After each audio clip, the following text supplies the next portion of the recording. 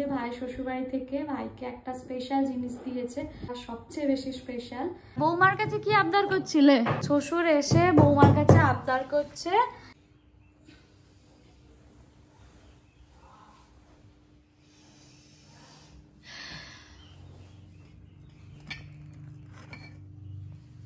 আসসালামু আলাইকুম গাইস, কেমন আছো সবাই? আশা করছি সবাই অনেক ভালো আছো, সুস্থ আছো। আলহামদুলিল্লাহ আমরাও ভালো আছি, সুস্থ আছি। আজকে সকাল সকাল একটু অন্যরকম ভাবে শুরু হচ্ছে, বেডে বসে বেড টি। মনে যে মুখ হাত ধুইনি, ফজরের নামাজ পড়েছি, মুখ হাত ধুয়েছি, দিয়ে আবার শুয়ে ঘুমিয়ে পড়েছি। তো এখন হচ্ছে চা খাবো, বোনের তো পরীক্ষা, তো ওই জন্য একটুখানি আগেই উঠেছে মার জন্য, যাতে ঘুমটা ভেঙে যায়, চা করে দিই। উপর থেকে নিচে নামছি, আর নিচেটায় কেমন একটা অদ্ভুত ঠান্ডা ঠান্ডা ফিল হচ্ছে। উপরের ঘরে আমাদের তো এত ঠান্ডা লাগে না, উপরের ঘরে সারাদিন রোদ পায় আর একটু গরম গরম হয়ে থাকে। আর এখন এখানে বসে আছি, তাদের বাতাসে কেমন একটা হচ্ছে। আজকে প্রথম এরকম সকালবেলা ঠান্ডাটা ফিল করছি। কেমন ঠান্ডা লাগছে বাপি? বলছে আমার তো ঠান্ডাই লাগে না। বলো লাগছে না? এখানে হচ্ছে বেগুন ভর্তা, সুন্দর করে কাঁচা লঙ্কা পেঁয়াজ দিয়ে একেবারে। মা যে দুটো করে ডিম খাচ্ছে, ওই জন্য তোমার ঠান্ডা লাগছে না। এই যে মা বানিয়েছে একেবারে সিম্পল লাউ না ছাঁচি কুমড়ো জানি না, তার একটা তরকারি। এটা লাউ না ছাঁচি কুমড়ো বাপি? এটা হলো চাল কুমড়ো। ও, চাল কুমড়ো আলাদা, ছাঁচি কুমড়ো আলাদা। ছাঁচি ওকে বলে, ও দুটোকে একই বলে। এটা চালে ধরে বলে চাল চাল কুমড়ো। ভালো করে একটা গুঁড়ো করে দিতে ভালো লাগবে এটা।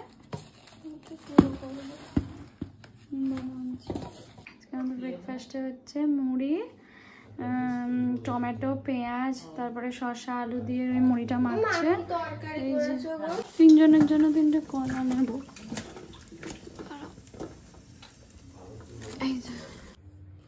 এই যে গাইস, রুই তো মেখেছিল মুড়ি, এই দেখো ও যে মুড়িটা মেখেছে তার প্রমাণ এই দেখো, ক্ষুদ্র ক্ষুদ্র কাঁচা লঙ্কাই বলে দিচ্ছে আমাকে মেখেছে রুই।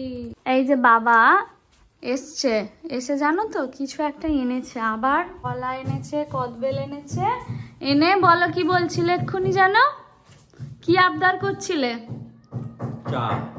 চা তো বড় মেয়ের কাছে করলে, আর বৌমার কাছে কি আবদার করছিলে? ওই যে আমার মা করছে কদবেল। শ্বশুর এসে বৌমার কাছে আবদার করছে যে কদবেল মাখা খাবো মা, আমায় মাখিয়ে দিতে। আর বৌমার প্রথম কথা হচ্ছে আব্বু ঝাল ঝাল খাবে তো, লঙ্কা দিতে পেলে আর কিছু চাই না, তাহলে তো দুজনেরই লাভ। এই জন্য এখন আগে কদবেল ছাড়ানো নয়, লঙ্কা ছাড়াচ্ছে, মানে থেঁতো করছে। কতগুলো লঙ্কা দিচ্ছিস? না মা বৌমাকে কিছু বলবে না, মানে হাত দিস না, বেশি জ্বালা করবে। এই দেখো বাবা আবার ঝড়া লাগাতে স্টার্ট করে দিয়েছে, সিল নোড়া ঠুকছে। এটা নুনের জায়গায়, এটা মানে নুন আর অ্যাড করবি না? তখনও নুন দিইনি, তোদের লাগলে এবার বাপি দিয়ে যায় তখন দেবো। কালোগুলো বেশি টেস্টি, এবার বেশি পাকা লাগে কালোগুলো। না এখন আর না, আমার ঠান্ডা লেগেছে, গলা ব্যথা, গলা ব্যথা এখন না। হ্যাঁ ভাই খাবে, ভাইও তো ঠান্ডা লেগেছে। কলা খেতে বারণ করেছি, কলা হাত থেকে পড়ে গেছে। আল্লাহও চায় না তুমি কলাটা খাও, একদম কলা খাবে না। হ্যাঁ আল্লাহ যেটা করে ভালোর জন্য করে। বৌমা বানিয়ে দিয়েছে এই যে কদবেল মাখা, চুপচাপ কদবেল মাখা খাও। আপেলটা কেমন দেখতে। নামাজ পড়া হয়ে গেছে, এবারে যাবো লাঞ্চ করতে। আর এই নামাজ পার্টিতে এত ভালো গাইস, কি বলবো। ভাবলাম তোমাদেরকে একবার ভালো করে দেখিয়ে দিই যে ভাই শ্বশুরবাড়ি থেকে ভাইকে একটা স্পেশাল জিনিস দিয়েছে, এটা সবচেয়ে বেশি স্পেশাল। সেটা হচ্ছে এই যে নামাজ পার্টিটা। এই দেখো এত সুন্দর দেখতে, কি বলবো গাইস। আর এটাতে মেনলি আজকাল আমি বেশি নামাজ পড়ি, আমার খুব ভালো লাগে এটাতে নামাজ পড়তে। আর এত শান্তি লাগে না নামাজ পার্টিতে যখন বসি, ওই টাইমটুকু মনে হয় বেশ। ভর্তা অনেকগুলো, চচ্চড়ি, ডিম ভাজা, মাছ নিতে চাইছি না বাবা জোর করে, তাও নিয়েই ছাড়বো। আগে তো শীতকালে ছাদে কাটাতাম, এখন তো ছাদে হয়ে গেছে টিনের সেট, তাই ছাদে গিয়ে লাভ নেই, রোদ পাবো না। একটু বাইরে এলাম ওই জন্যে, জানো তো কেমন যেন গাটা ম্যাচ ম্যাচ করছে। স্নান করে খেলাম, মনে হচ্ছে যেন একটু রোদ পেলে আরাম লাগে। গাইস এবছরে আজকে আমাদের প্রথম সোয়েটার, এটার সাথে কিন্তু যাচ্ছে। হিজাবটা কেউ মানে দেখো না, হিজাবটা আমি চেঞ্জ করবো, জাস্ট এখানে ছিল ভিডিও বানাবো বলে পরে নিলাম। তো হচ্ছে কি এই সোয়েটারটার ওই দুটো অপশন নিয়ে এলো, একটা ও নিজে পড়েছে হাতে রেখে দে, একটা ও নিজে পড়েছে আর একটা এটা। আমি আয়না কেন নিয়েছি? সেটা কেন নিয়েছি? ও আমি এইটা নিতে এসেছি। আচ্ছা, তো ও একটা পড়েছে আমি একটা পড়েছি।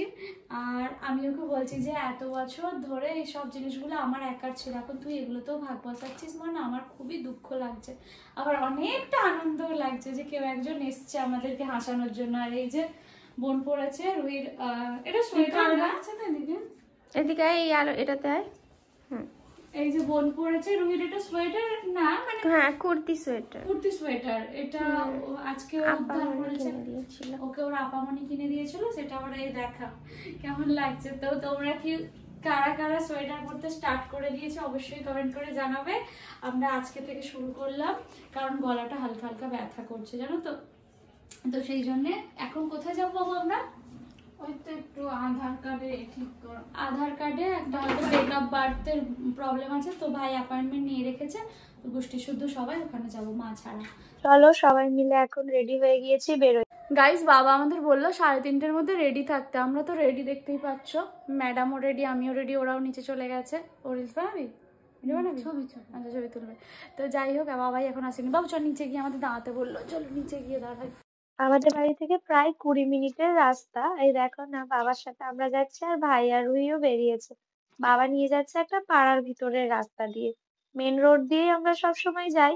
আর বাবার সাথে যাওয়া মানেই কিছু এক্সপেরিমেন্ট করবেই, এত রাস্তাঘাট চেনে না, ছোটবেলা থেকে যাতায়াত। এবার আমরা তো এত এদিক ওদিক করি না, মেন রাস্তা দিয়ে যাই।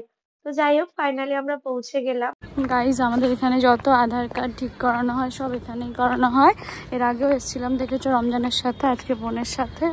চলো এখন যাবো সেকেন্ড ফ্লোরে। এখানে এলে না প্রচুর ভালোবাসার লোক না আমাদের দেখে চিনতে পারে, কেউ সামনে এসে কথা বলে আবার কেউ বলে না, কিন্তু অলমোস্ট সবাই মানে কি বলবো দেখে কথা বলে বুঝতে পারি, আবার অনেকে হাইও করে দেয় ব্লগে। ভাই বোন রুহি সবার প্রবলেম ছিল, আমার জানি না কেন আধার কার্ডে কোনো প্রবলেম ছিল না, এমনকি রমজানেরও ছিল। কি হলো কেসটা বল? ওই তো এর আগে আমার নামে ভুল ছিল বার্থ সার্টিফিকেটে, তখন ঠিক করানো হয়েছিল, তখন ওদের কি রেজিস্ট্রেশনটা মানে ক্লিয়ার হয়নি। হ্যাঁ আবার আপডেট করাতে হবে, তারপর আবার আসতে হবে, থার্ড টাইম আসতে হবে, আবার একবার আসতে হবে ওটাকে আপডেট করিয়ে। তো যাই হোক আজ তো আর হলো না, ব্যর্থ। তো চলো দেখা যাক আবার নেক্সট দিন, এখন প্রায় 1 মাস মতো লাগবে। বেরিয়ে গেছি আমরা, আর বেরিয়ে দেখছি বাবা মায়ের সাথে মনের সুখে আছে, আমি রেখে দিয়েছি সামনেই, মনের সুখে ভিডিও কলে কথা বলছে। ছেলেকে ফেলে রেখে ছেড়ে চলে গেছে, ছেলে বৌমা চলে গেছে ঘুরতে। মা ছেলে মা, ও তোমার মা তোমাকে ছেড়ে চলে গেছে। গাইস এখন বোন খাবে ক্রিসপি চিকেন, তাই জন্য আমরা এসেছি। এর আগে আরেকটা দোকানে গেলাম জানো তো, সেখানে 6টার আগে হবে না, 5টা 10 মতো বাজে। চলো গাইস এখন আমরা একটু সামনে থেকে ফুচকাটা খাবো। ও ফুচকা দিদি বোন নতুন প্রফেসর নিয়ে নিয়েছে গাইস, দেখো এখন থেকে ফুচকা দিদি। বোন এখন নিতে এসছে কোল্ড ড্রিঙ্কস, ক্রিসপি চিকেনের সাথে খাবে বলে। বাবু বাবু এ বাবু বাবু এ বাবু দে না রে একটা কিটক্যাট কিনে, হ্যাঁ দে না বাবু, দেখ আজকে না একটু প্রফিট কম করলি, দে। বাড়িতে আছে তোরটা? সত্যি বল।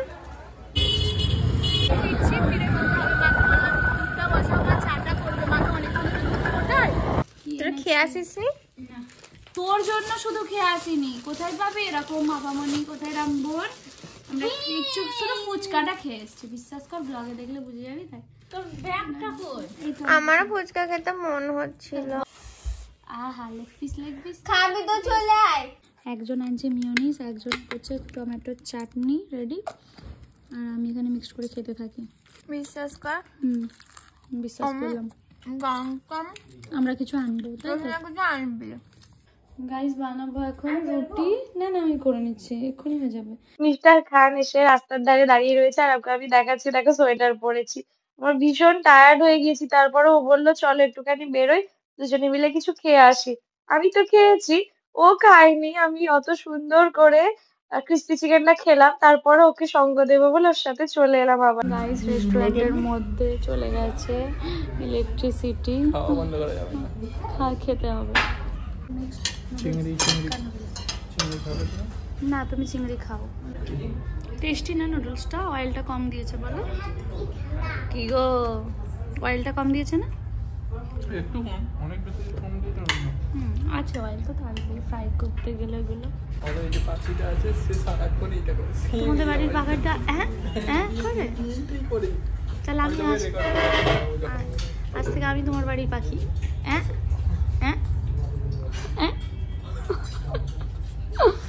চলো গাইস, হয়ে গেছে খাওয়া দাওয়া। জলটা না সিঁড়ি দিয়ে এতটা নামবো তখন খাবো।